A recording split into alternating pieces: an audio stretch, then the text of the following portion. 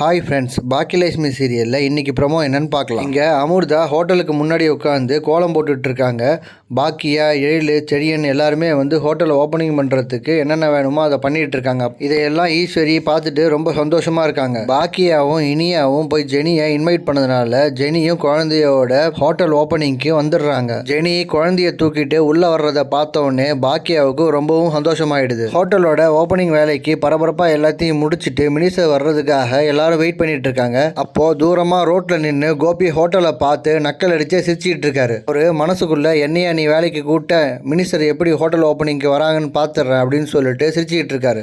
ஏன்னா கோபியும் கோபியோட ஃப்ரெண்டும் அதுக்கு முன்னாடி நாளே போய் மினிஸ்டரை பார்த்துட்டு ஒரு ஸ்கூல் ஓப்பனிங்க்கு கூப்பிட்டு வந்துடுறாங்க. அது இல்லாம அந்த பிஏவை பர்சனலாக பார்த்து கண்டிப்பாக நீங்க கூப்பிட்டு வந்துருங்க அப்படின்னு சொல்லிட்டு இன்சிஸ்ட் பண்ணிடுறாங்க. இந்த பக்கம் பாக்கியா வீட்டில் இருக்கவங்க அவங்களுடைய சொந்தக்காரங்க எல்லாம் வந்து மினிஸ்டருக்காக வெயிட் பண்ணிட்டு இருக்காங்க.